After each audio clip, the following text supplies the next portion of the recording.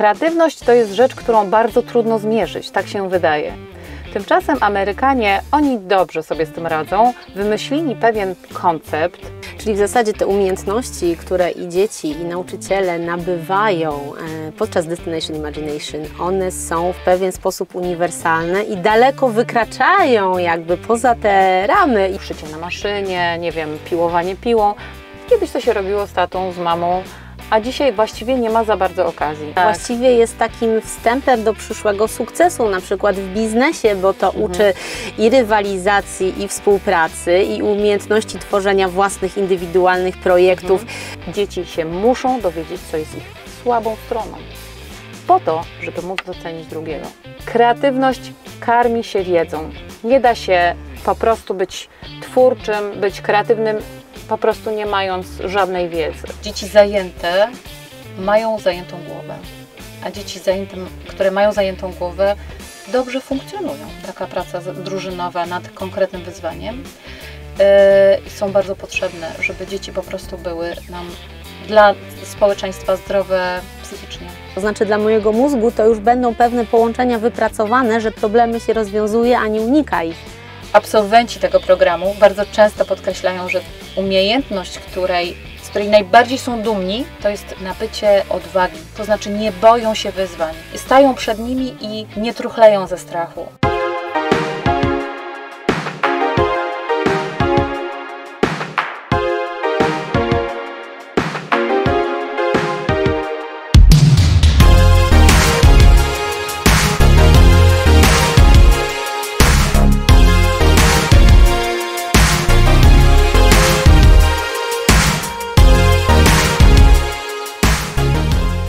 Cześć, witajcie. Jeżeli jesteś rodzicem, który zastanawia się, w jaki sposób kreatywnie zorganizować czas dla swojego dziecka, jeżeli jesteś uczniem szkoły podstawowej, szkoły średniej albo studentem, który zastanawia się, jak twórczo rozwijać swoje umiejętności i odkrywać swój talent, albo jeżeli jesteś nauczycielem, który chciałby w ciekawy sposób zorganizować zajęcia dla dzieci, to zapraszam do obejrzenia dzisiejszego wywiadu, bo naszym głównym tematem jest Destination Imagination, czyli program międzynarodowy, największy na świecie, który jest programem edukacyjnym rozwijającym zdolności kreatywne u dzieci i młodzieży. Działa w ponad 30 krajach, a moim dzisiejszym gościem jest Agnieszka Potocka, która jest dyrektorem tego programu w Polsce. Witam Cię, Agnieszko. Dzień dobry, witam. Bardzo miło, dziękuję za zaproszenie. Bardzo mi miło, że jesteś z nami. Gdybyś mogła w kilku słowach opowiedzieć, na czym polega ten program?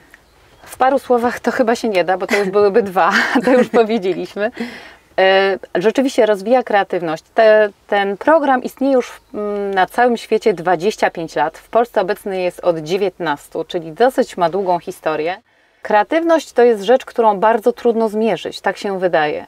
Tymczasem Amerykanie, oni dobrze sobie z tym radzą, wymyślili pewien koncept, który polega na tym, że przygotowane są wyzwania, które właśnie w tych ponad 30 krajach są takie same. Wszystkie zresztą poziomy wiekowe, których właśnie, tak jak powiedziałaś, mamy młodsze dzieci, troszkę w średnim wieku, czyli mamy pierwszy, drugi, trzeci poziom wiekowy, który mniej więcej kończy się w okolicach matury, i mamy poziom uniwersytecki, czyli 4 poziomy wiekowe. Jeszcze dołączamy do tego maluchy z przedszkola, ale oni są poza konkursem. Dostają wyzwania, z których jedno wybierają na początku sezonu. Co to jest początek sezonu? To jest początek roku szkolnego.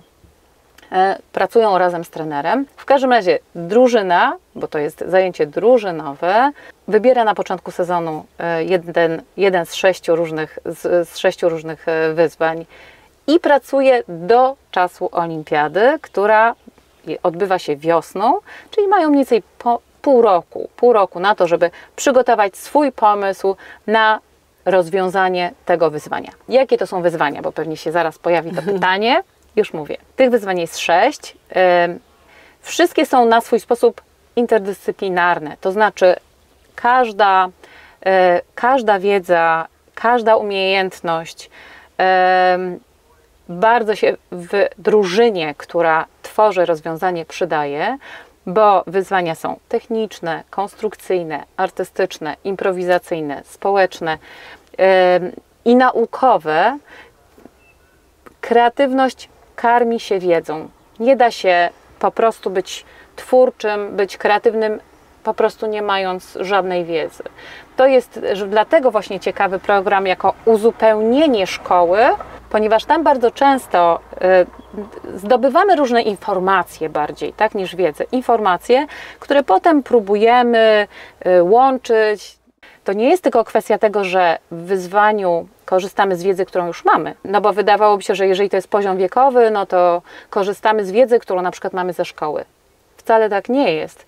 Bardzo często dzieci muszą zdobyć tę wiedzę od ekspertów, zdobyć ją z nietypowych źródeł, z książek, czasami muszą wykonać pewne konkretne doświadczenia albo zbudować swój projekt na zasadzie właśnie wyzwanie społeczne jest tutaj dobrym przykładem, gdzie należy na przykład zbadać potrzeby lokalnej społeczności i ten nawet nieduży projekcik, nawet już dzieci z pierwszej, drugiej klasy budują te projekty, zdobyć się na to, żeby wyjść do ludzi, zrobić ankietę, dowiedzieć się czegoś, coś zaproponować, zauważyć pewne potrzeby, czyli to jest naprawdę bardzo wiele różnych wątków, które w takim ostatecznym rozwiązaniu tego wyzwania się zawiera, a powiedziałam o tym, że wyzwania są, kreatywność można dzięki takim wyzwaniom zmierzyć.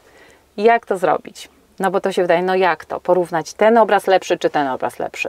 No można powiedzieć, że to jest bardzo subiektywne, ale jestem absolutnie przekonana, że poza tym, że my ludzie mamy pewien zmysł, który nam pokazuje, co jest piękne, a co nie jest piękne, ale tutaj nie mówimy tylko o piękne, tylko właśnie kreatywne. Amerykanie sobie właśnie dosyć dobrze z tym poradzili. Wyzwania zbudowane są w taki sposób, że są bardzo jasno określone warunki, które muszą zostać spełnione w wyzwaniu. Przypuśćmy, bardzo prosty, w ogóle nieprawdziwy przykład, ale ilustrujący to dosyć dobrze. Zrobią to zresztą na przykładzie wyzwania na już, które jest drugim wyzwaniem, które się ćwiczy w ciągu tych paru miesięcy pracy drużyny. I na olimpiadzie otrzymuje się takie wyzwanie, na olimpiadzie, którego nikt nie zna, jest specjalnie na olimpiadę tworzone i tam się to rozwiązanie prezentuje. Znaczy jakby na bieżąco trzeba zrobić, wykonać je drużyną na olimpiadzie. Ale tylko jako ilustracja. Zbuduj wieżę, która będzie nie większa niż, albo dostajesz 2 punkty za każde 1,5 centymetra wysokości tej wieży, czyli już na przykład dzieci muszą przeliczyć, ile powinna mieć ta wieża, żeby otrzymać konkretną liczbę punktów. To po pierwsze. Po drugie, zrób to z tych materiałów, które masz tutaj. Już tutaj się pojawia myśl inżynierska. Które są najstabilniejsze, tak żeby zbudować podstawę tej wieży, albo żeby spełnić warunek, nie może być przytwierdzone do podłoża. Przypuśćmy, aha, czyli nie mogę użyć tej naklejki tu, ale użyję jej w innym miejscu i na przykład, jeżeli nie użyję tych 2 materiałów albo 2 wybranych, to otrzymam dodatkowo jeszcze ileś punktów. Aha, czyli mi się opłaca zdobyć za nic 10 punktów ze 100, bo to jest dużo 10 punktów. Jeżeli nie wezmę jednego tylko z tych materiałów, które są tutaj. I dodatkowo zawsze, na przykład w takim wyzwaniu, to akurat mówimy o wyzwaniu na już, ale w wyzwaniu drużynowym podstawą jest co? Współpraca. Współpraca, dokładnie. Tam aż 20 punktów jest ze 100, czyli 20% punktów to są punkty za współpracę, czyli umiejętność dobrania, nie dobrania, bo dobierają się dzieci, można by rzec, przypadkowo, tak? Trafiają w bardzo różny sposób i z różnych powodów do drużyny. Ale to, w jaki sposób trener pomaga im się zintegrować, wydobyć z nich to, co mówimy, to co nazywamy potencjałem czy mocną stroną. Ona mocną stroną się staje dopiero, kiedy ten potencjał zacznie się rozwijać oczywiście. Ale co jest jeszcze super ważne, o czym właściwie bym powiedziała, że oficjalnie bardzo mało się mówi, to jest słaba strona. Mało popularna rzecz. Dzieci się muszą dowiedzieć, co jest ich słabą stroną, po to, żeby móc docenić drugiego. Tak, to jest bardzo niepopularne, a tak ważne, żebyśmy wiedzieli, na czym stoimy.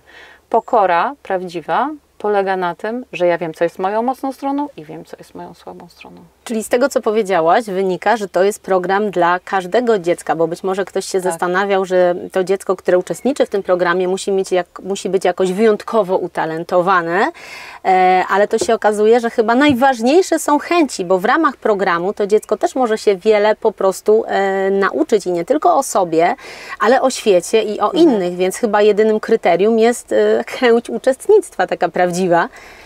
To jest bardzo ciekawe, tak, to jest bardzo ważny punkt. Bardzo często się zdarza, że trafiają do drużyn dzieci, które po prostu nigdzie indziej nie trafiły.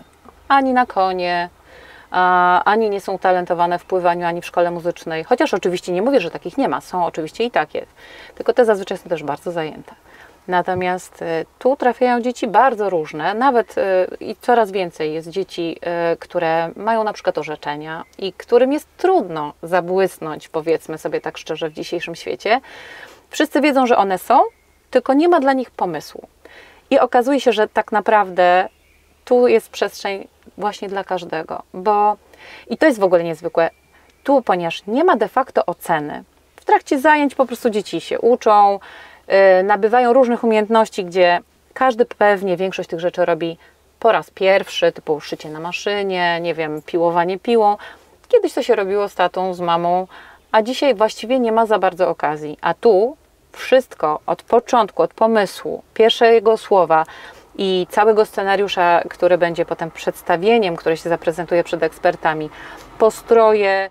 Dzieci nabywają różnych umiejętności, które normalnie właśnie poznawały w domu, a tymczasem rzadko jest okazja teraz, żeby to robić razem i dzieci właśnie w drużynie mają na przykład okazję, żeby to zrobić. Właśnie wszystkie elementy od stroju, przez dekoracje, przez tak zwane atrybuty, co też jest bardzo ważne tutaj w tym typie wyzwań na naszej olimpiadzie, że dzieci mają zawsze na przykład pokazać atrybut, który jest związany z wyzwaniem, a który jednocześnie pokaże ich mocne strony. I tutaj one naprawdę się prześcigają. Jakie to są cudowne rzeczy.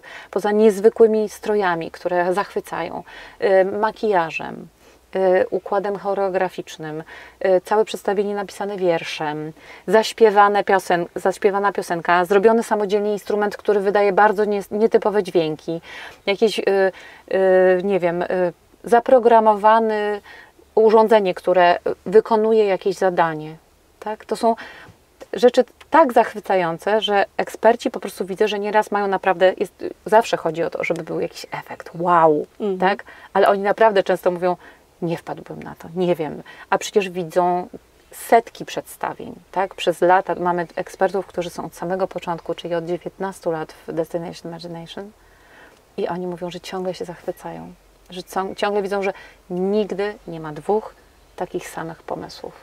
To jest wspaniałe. To zapytam Cię teraz o taki aspekt organizacyjny, bo jeżeli ktoś, kto tego wysłuchał, myśli sobie, to jest świetny pomysł dla mnie, albo dla mojego dziecka, albo dla mojej szkoły, to jak to wygląda organizacyjnie? Czy taka grupa najpierw musi się sama zebrać, potem jeżeli się pewnie musi gdzieś zgłosić, to gdzie musi się zgłosić, w jakim terminie, ile jest czasu na przygotowanie do tej olimpiady? Jak to wygląda z tej strony? To jest bardzo proste, można powiedzieć, ale wymaga pewnych kroków. Na koniec wakacji albo na początku roku szkolnego pojawiają się na stronie kreatywność.pl informacje o szkoleniach dla nowych trenerów. Żeby zostać trenerem kreatywności, trzeba czegoś się dowiedzieć. Zresztą większość trenerów u nas to są nauczyciele, chociaż niekoniecznie, bo są też rodzice, są na przykład instruktorzy w domach kultury również, tak? Po prostu generalnie każda osoba, która jest chętna, aby zostać takim trenerem, zgłasza się do nas. Z końcem wakacji albo na początku roku szkolnego na naszej stronie kreatywność.pl pojawiają się już informacje o pierwszych szkoleniach dla nowych trenerów kreatywności. Zapraszamy wszystkich, to znaczy bardzo często są to nauczyciele, najczęściej nauczyciele, ale jest też wielu rodziców. Ja byłam takim przykładem rodzica, który poszedł na szkolenie i zaprosił swoje dzieci i dzieci naszych znajomych do dołączenia do drużyny. Przechodzimy najpierw dwudniowe, weekendowe, pełne fantastycznych zadań kreatywnych i bardzo radosne i uśmiechnięte szkolenie. To znaczy uśmiechnięte. Ono jest oczywiście pełne bardzo konkretnych treści, ale naprawdę jest przy tym bardzo dużo zabawy. To jest właśnie dwudniowe szkolenie, które odbywa się w kilku dużych miastach. Wybieramy takie ośrodki, które w Polsce, w których mamy już jakieś grono zainteresowanych trenerów i wiemy, że dołączą następni, bo to najczęściej tak działa. Jeden zadowolony trener mówi 7 następnym, jeden niezadowolony mówi 100 następnym. Wszyscy zadowoleni. Czyli mamy tą pierwszą opcję. Tak. Zakładam, że tych 7 się zawsze zgłosi. Rzeczywiście po tej pierwszej olimpiadzie zresztą mamy bardzo dużo już telefonów i zapytań o szkolenia na przyszły sezon. No właśnie, trener, nauczyciel zgłosił się, przeszedł szkolenie i co ma robić dalej? On się oczywiście też dowie tego wszystkiego na szkoleniu. Ale wtedy zaprasza właśnie takie dzieci, tworząc drużynę. Zaprasza między 4 a 7 dzieci, taka drużyna musi liczyć. Takie dzieci, które są chętne. Może się zdarzyć, że będzie mieć 2 drużyny. Ja w którymś sezonie miałam aż 3 drużyny. 3 moich dzieci oczywiście, tylko każdy na innym poziomie wiekowym. Ale pamiętam nauczycielkę języka polskiego, która miała 7 drużyn. To jest prawdziwe wyzwanie, naprawdę, poprowadzić 7 drużyn. No wtedy można mieć też asystentów oczywiście. Natomiast wydarzenie pod tytułem szkolenie jest obowiązkowe i zazwyczaj ono jest właśnie na początku sezonu, czyli we wrześniu, na początku października.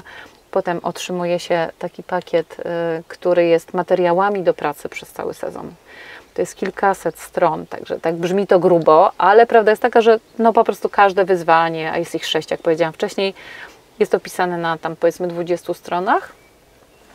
Oprócz tego jest pakiet wyzwań na już, czyli tych właśnie ćwiczeń, które są takimi wyzwaniami z 3, one są krótkimi wyzwaniami, które wymagają takiego bardzo umiejętności szybkiego podejmowania decyzji, kreatywności właśnie wykorzystania materiałów, tworzenia rozwiązań artystycznych, również bardzo szybkich scenek tworzenia albo nie wiem, systemów komunikacji, zadania logiczne, bardzo różne, takie krótkie wyzwania, które bardzo dobrze integrują zespół, pokazują bardzo szybko, czy dobrze współpracuje, czy są na przykład naturalnie one, na początku to oczywiście nie wychodzi, ale po to się ćwiczy, od razu widać, kto wchodzi w jaką rolę w zespole, w drużynie. Bardzo fajnie to wychodzi i wszyscy to lubią. Ja na przykład zapraszam na początku sezonu, teraz już nie prowadzę drużyn, ale jak miałam drużyny, to zapraszałam rodziców dzieci z drużyny, żeby wykonali takie ćwiczenie i po prostu widziałam, jak oni tutaj z wypiekami na twarzy biorą się za te wyzwania. Jest bardzo dużo w tym zabawy, ale też dużo nauki, takiej właśnie też o sobie, że nagle się okazuje, ty zawsze świetnie tworzysz szybciuteńko historię. To pomyśl, te 3 słowa łączymy, tak? Albo system komunikacji. Tu mamy 4 kubeczki. Jaki zbudować system komunikacji, żeby był uniwersalny, żeby to były rzeczowniki, czasowniki i przymiotniki.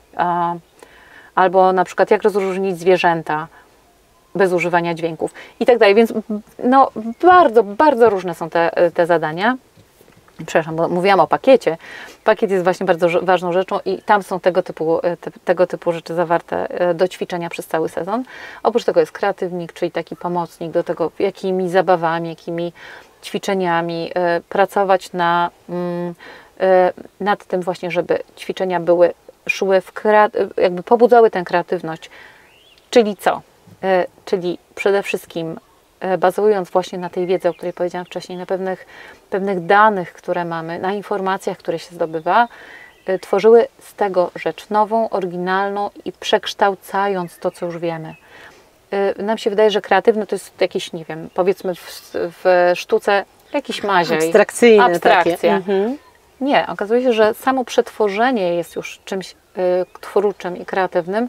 Pytanie, ile osób wpadnie na podobny pomysł? I teraz całą sztuką, i tutaj korzystamy z różnych narzędzi, pokazujemy je naszym trenerom, jest, żeby się dowiedzieli, jak ich użyć, żeby dzieci wpadły nie na pierwszy pomysł, nie na drugi, nie na trzeci, ale na 10., 15. I dopiero wtedy się okazuje, że teraz pojawiają się naprawdę ciekawe pomysły oryginalne, które zachwycają i które oni też uczą się sprawdzać, który z nich wykorzystają potem na przykład w rozwiązaniu swojego wyzwania. Tak?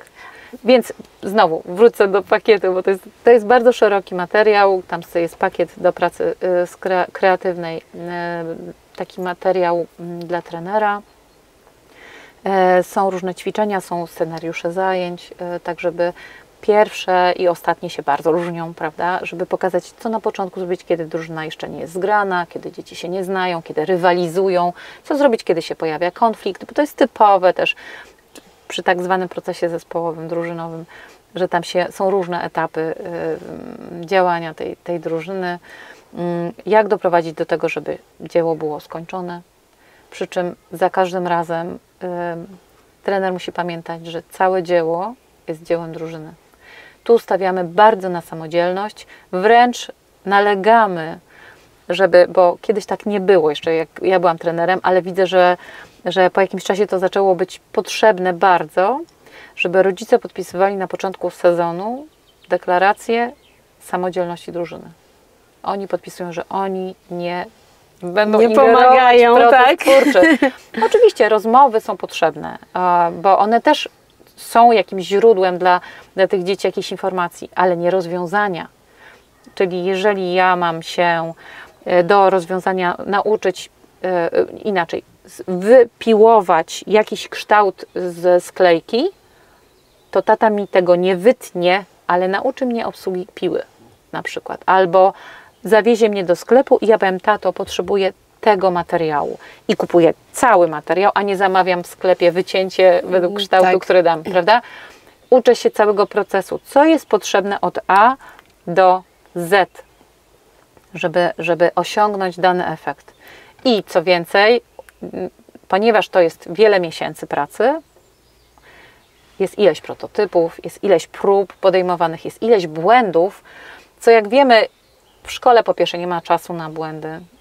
Mówi się oczywiście o błędach, ale ostatecznie kończy się tym, że po prostu się skreśla na czerwono i przechodzimy dalej. Tak?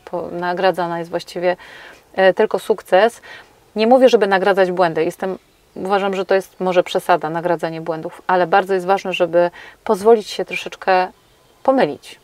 Tak? Tu i tam. I drużyna sama widzi, że to nie działa. I szuka następnego rozwiązania, tak? Pamiętam moją drużynę, jak na przykład sobie wyobraziła, że w rozwiązaniu wyzwania wykorzysta balon, który po otwarciu pudła miał się jakby sam napompować, czyli że w środku musiała być niższe ciśnienie i niższa temperatura i zaczęli eksperymentować z różnymi materiałami. Ileś pieniędzy wydaliśmy na suchy lód, tam jakiś zamrażarka, oni różne rzeczy wymyślali, ale to taka niby prosta rzecz. Ale się zorientowali, że ich pomysł w ogóle się nie nadaje. Nie mogli tego zrobić, bo przy czasie, który mieli na scenie, przy narzędziach, bo to też jest, tam jest przewodnik, zapomniałam powiedzieć, że w pakiecie jest przewodnik, który na przykład są wymienione między innymi rzeczy, które są bezpieczne, których nie można używać, właśnie na przykład kwestie budżetu, bo to jest też bardzo ważne, jakiego budżetu można użyć, jaki budżet mamy na to, żeby dane rozwiązanie wyzwania zrealizować. Dlaczego to jest ważne? Ponieważ wszystkie drużyny na świecie muszą mieć te same warunki. Tak? Czyli jeżeli powiemy, że wszyscy mają, powiedzmy w przeliczeniu na złotówki 500 zł, to znaczy, że Rwanda, USA, Polska, Wielka Brytania, Litwa, Brazylia mają dokładnie taki sam budżet. No, oczywiście ceny są różne, tak czy siak, ale daje to jakąś sprawiedliwość, prawda, że nie wiem, nie jest tak, że w Chinach zrobią coś za 100 zł, a w Stanach Zjednoczonych za 10 000 złotych w przeliczeniu, tak? Jednak starają się, tworząc taki międzynarodowy projekt, pomóc też ograniczać na przykład tego typu niesprawiedliwe, niesprawiedliwość, pewną nierówność. Nie powiedziałam bardzo ważnej rzeczy. Metody twórcze. Metody twórcze, oczywiście nie będę zdradzać, jakie one są, zapraszam na szkolenie, ale o czym bardzo często nauczyciele nasi nam mówią, bo staramy się być na bieżąco z taką oceną po olimpiadzie, po programie, co im się przydaje i czy to im się jakby wykorzystują to na lekcjach i właściwie większość z nich, albo prawie wszyscy mówią, że te metody twórcze naprawdę bardzo są im potrzebne też do pracy takiej codziennej na lekcjach i wykorzystują to nie tylko na zajęciach właśnie Destination Imagination, ale na swoich zajęciach przedmiotowych w klasie. Także z tego się też bardzo cieszymy, no bo generalnie chodzi o to też, żeby podnosić kompetencje nauczycieli, tak, żeby oni się czuli swobodnie i żeby ten projekt, jakby żeby oni sami nauczyciele widzieli, że przydaje im się do innych zadań.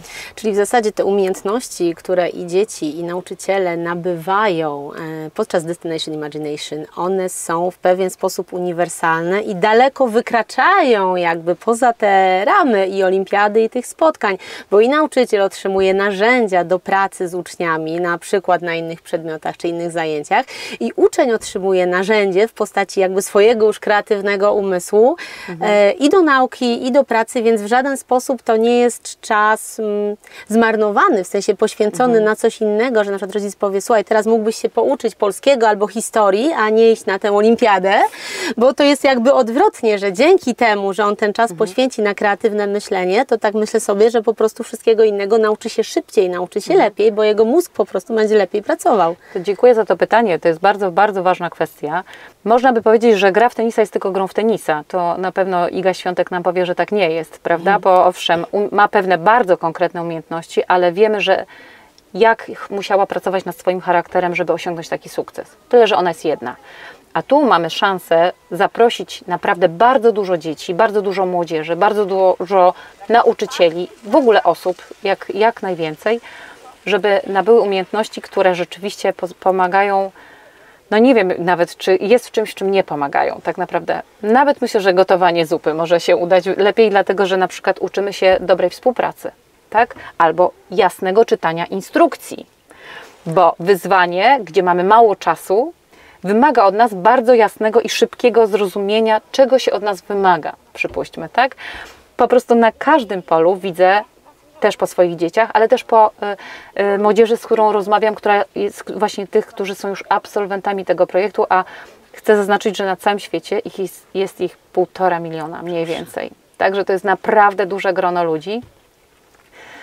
Po moich własnych dzieciach mogę powiedzieć między innymi, dzieci nabywają poza właśnie wieloma umiejętnościami uczenia się, umiejętności łączenia różnych interdyscyplinarnych elementów w całość, tworzenia, nie wiem, scenariusza, organizacji bardzo dobrej, tak, zrozumienia, że projekt ma swój początek i ma swój koniec, że jest wielka satysfakcja z trudu, który się podejmuje, że dobrze się porównać z innymi i stanąć do rywalizacji, a jednocześnie w rywalizacji spotkać się z tymi, którym się też kibicuje, bo co też jest na olimpiadzie bardzo u nas, w ogóle to jest polski koncept, który się rozszedł po różnych olimpiadach na świecie.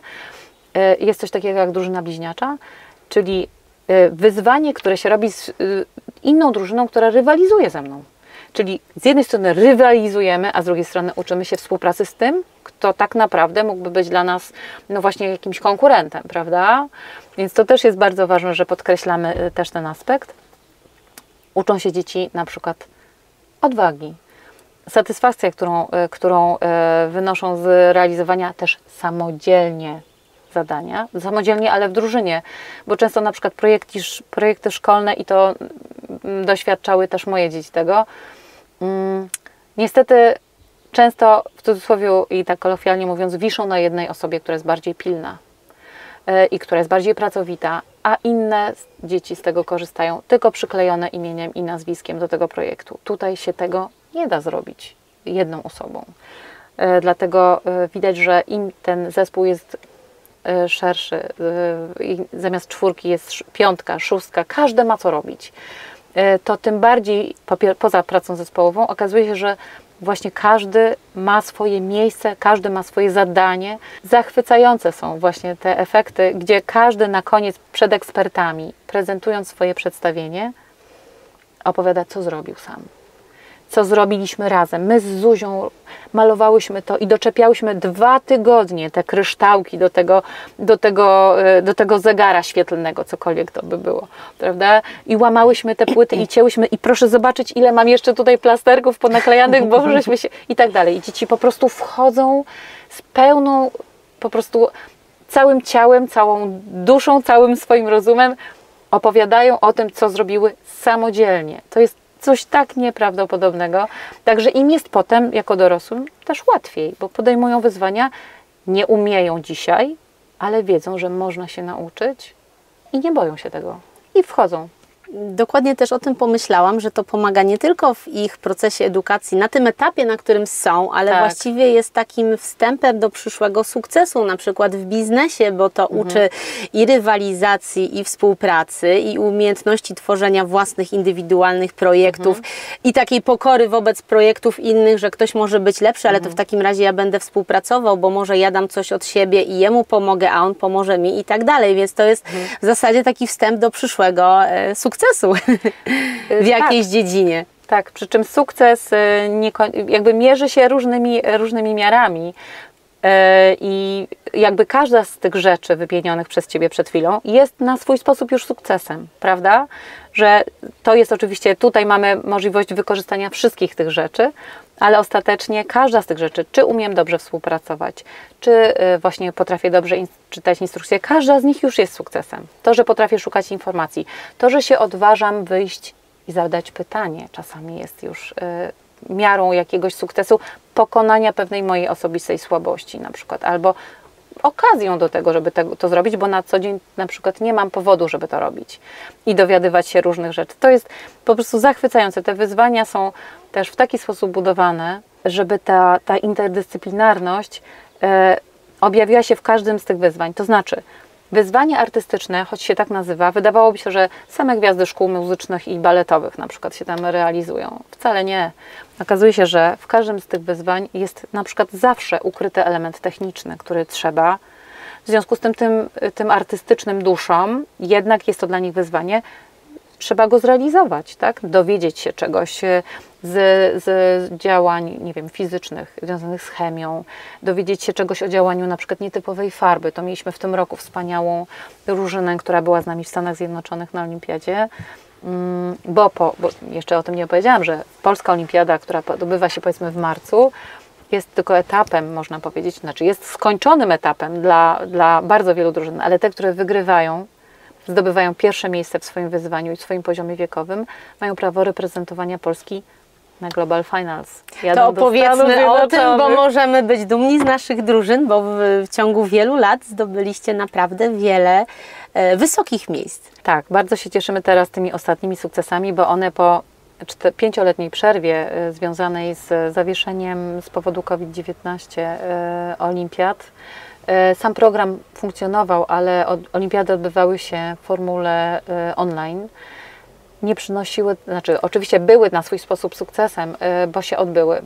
Natomiast jest to jakby całe życie olimpijskie polega na wymianie, która się odbywa między ludźmi i relacjach, które się też realizują w czasie spotkania na żywo. Więc po 2 latach właśnie olimpiady online'owej, na 2 kolejne lata ta olimpiada się po prostu nie odbyła w ogóle. Program został zawieszony, także mając 5 lat przerwy między poprzednią olimpiadą a tegoroczną, wyobrażamy sobie, że większość osób, które uczestniczyły w tegorocznej olimpiadzie, to były dzieci nowe i nowi trenerzy. I tak rzeczywiście było. Mieliśmy, nie wiem, 20% osób, które w ogóle kiedykolwiek były na naszej olimpiadzie. Poza oczywiście ekspertami, bo tak jak powiedziałam, to są wszystko osoby, które po prostu, jak same mówią, na olimpiadę czekają jak na Wigilię. Pięknie. Także to jest dla nich po prostu święto. I 8 drużyn w tym roku poleciało z nami do Stanów Zjednoczonych.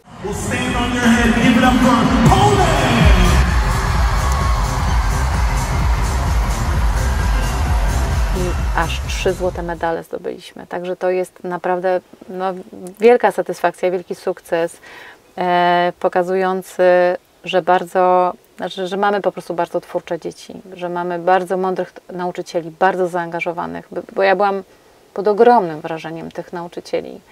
Czy jestem, bo naprawdę są to wyjątkowe osoby, którym należy uchylać nieba, żeby w tych trudnych czasach świata, który nas bombarduje różnymi treściami, niekoniecznie może wartościowymi zawsze, i też elektroniką, która przepełnia nas z każdej strony, gdzie relacje buduje się siedząc ze osobą obok, pisząc do siebie wiadomości. Tu mogę tylko z ogromną i z zaskoczeniem nawet powiedzieć, ale i satysfakcją, że na przykład w czasie olimpiady telefonu właściwie nie widzieliśmy. Po prostu wszystko się rzeczywiście działo między ludźmi na żywo. Atmosfera wydaje mi się, że była cudowna. Mówię wydaje mi się, bo wiem, że dla mnie była cudowna, ale jako organizator może nie mam tak do końca prawa wszystkiego tak chwalić. Myślę, że była, jak widziałam materiały z przygotowań z olimpiady, to te uśmiechy na twarzach dzieci, ta radość taka szczera, no mówiła sama za siebie. Tak, to znaczy naprawdę bardzo byliśmy miło poruszeni tym, z jakim odzewem i z jakimi ocenami po olimpiadzie samej to wydarzenie się, jak zostało ocenione. Także przyznam, że to była dla mnie też ogromna satysfakcja, bo jednak nie wiadomo też, tak, jak to się uda. Ale bardzo, bardzo jesteśmy dumni, że ta olimpiada się odbyła i bardzo byśmy się cieszyli, gdyby nam się udało kontynuować to w kolejnych sezonach. Czyli zachęcamy, żeby i drużyny, i nauczyciele przygotowywali się na kolejną wiosnę i na olimpiadę. Tak, bardzo, bardzo się cieszymy, że w zeszłym sezonie naszym wsparciem wielkim było Centrum Rozwoju Przemysłów Kreatywnych, które dzięki środkom z Ministerstwa Kultury i Dziedzictwa Narodowego mogło nas wesprzeć finansowo. Mam nadzieję, że nam się uda też i w tym roku zdobyć finansowanie. Bez takiego strukturalnego finansowania taka olimpiada no niestety się nie może odbyć, dlatego że budżety są bardzo konkretne. Tak? To nie jest... Sponsorzy prywatni rzadko mają możliwość, żeby wesprzeć taki projekt, który obejmuje jednak całą Polskę i bardzo dużo drużyn, bardzo dużo dzieci. W tym roku tych osób, które były zaangażowane i uczestniczyły w naszej olimpiadzie, było blisko 800. Więc jest to, a liczymy na to, że z kolejnymi latami będzie ich znacznie więcej. Sezon, który został w 2019 roku, był ostatnim, który odbył się na żywo, to było 2500 osób. Także widać, jaka jest skala i bardzo byśmy chcieli, żeby to wróciło, bo poza osobistą satysfakcją, która oczywiście też towarzyszy takiemu organizowaniu takiego wydarzenia, wiemy, że to jest bardzo wartościowy materiał, bardzo wartościowy program.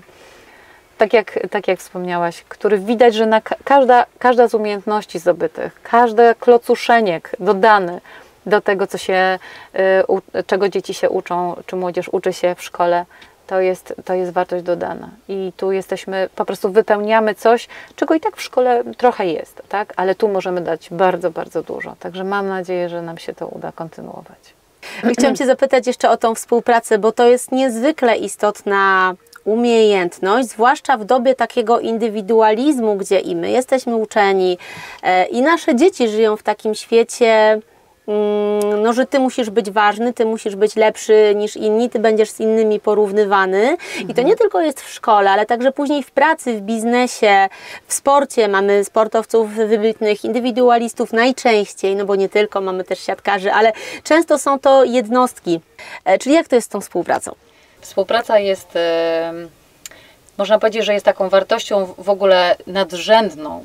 Była dla mnie osobiście na przykład nadrzędnym powodem, dla którego się w ogóle zainteresowałam Destination Imagination, szukając dla swoich dzieci rzeczywiście aktywności, w której stworzą wspólnie projekt, który spowoduje, że nawiążą relację wielomiesięczną, tak? Czy nawet potem ostatecznie na wiele lat, bo to jest też bardzo ciekawe, że te znajomości rozpoczęte w drużynie DI przeżyły bardzo wiele i ciągle żyją w relacjach bliskich. Natomiast co ważne, tutaj łączy drużynę właśnie to, o czym też już wcześniej powiedziałam, umiejętność rozpoznania własnych mocnych stron i zrozumienie słabych stron, czyli umiejętność wejścia wtedy, kiedy mam naprawdę coś, mogę dać, mogę się też rozwinąć oczywiście, ale mogę coś dać i z drugiej strony mam otwartość na to, żeby usłyszeć i wykorzystać mocną stronę innej osoby, czy innych osób, tak? I je wysłuchać, stworzyć razem jakiś pomysł, mieć na to, do tego narzędzia też, których my uczymy, pokazujemy, jak z nich korzystać, żeby stworzyć jakieś rozwiązanie wspólnie. i jak zweryfikować lub sfalsyfikować, bo to też jest bardzo ważne, czy dane rozwiązanie na przykład da się zrealizować. To jest właśnie możliwe dzięki współpracy. Myślę, że rzeczywiście żyjemy w czasach, kiedy się bardzo atomizujemy. Żyjemy dla siebie, na własny rachunek. Ja sobie poradzę, nie potrzebuję nikogo. Żyję wprawdzie w klasie, ale obok. Mam jeden telefon, ten telefon mi wystarcza. Mam bardzo wielu znajomych na Facebooku, kiedy przychodzi do opieki nad kotem, to się okazuje, że nikogo nie ma i muszę kota oddać do schroniska na tydzień wyjazdu, prawda? A dodatkowa wartość, o której jeszcze nie było okazji powiedzieć, która przy tym zaangażowaniu, które no, jest związane z tym, bo to rzeczywiście znalezienie rozwiązania wyzwania jest bardzo angażujące i właśnie wymagające i czasu, i myślenia, i zastanawiania się, i wykonania iluś tam prac manualnych i tak dalej. Myślę, że w dzisiejszych czasach ma to dodatkową wartość, taką naprawdę całkiem serio, to, że dzieci zajęte mają zajętą głowę. A dzieci które mają zajętą głowę, dobrze funkcjonują, po prostu dobrze funkcjonują.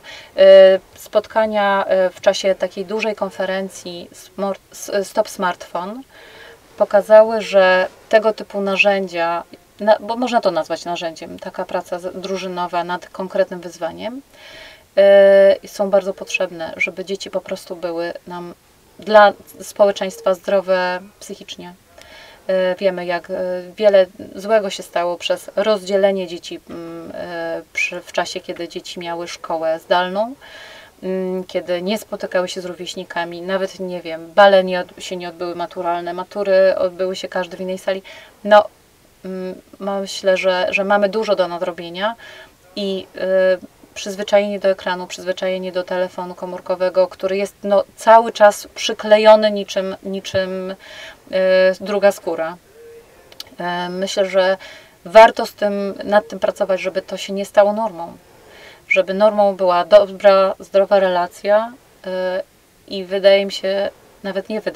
jestem pewna, że tu mamy naprawdę narzędzie, które jest gotowcem i które można wykorzystać tak, żeby to zdrowie po prostu podbudować. Tak, bo dbając o rozwój naszych dzieci, o tą właśnie ich kreatywność, my budujemy w jakiś sposób ich osobowość i tak rozwija się ich umysł. I ja ostatnio czytałam właśnie o tej neuroplastyczności mózgu, o której się mówi ostatnio bardzo dużo. No i ona mówi między innymi o tym, że ten mózg się rozwija całe nasze życie, jego niektóre części nieużywane zanikają, cały czas się tworzą nowe połączenia i jeżeli my będziemy w kontakcie z rzeczywistością, czyli nie tylko przed smartfonem, że my będziemy odbiorcami biernymi pewnych treści, tylko właśnie wtedy się nasz umysł kształtuje, kiedy my działamy, kiedy my coś robimy, kiedy my dotykamy, kiedy my szyjemy kostium, kiedy my śpiewamy, kiedy się do kogoś uśmiechamy albo się zastanawiamy nad rozwiązaniem problemów, to te dzieci będą miały rozwinięte te umysły do tego właśnie, żeby w przyszłości rozwiązywać problemy.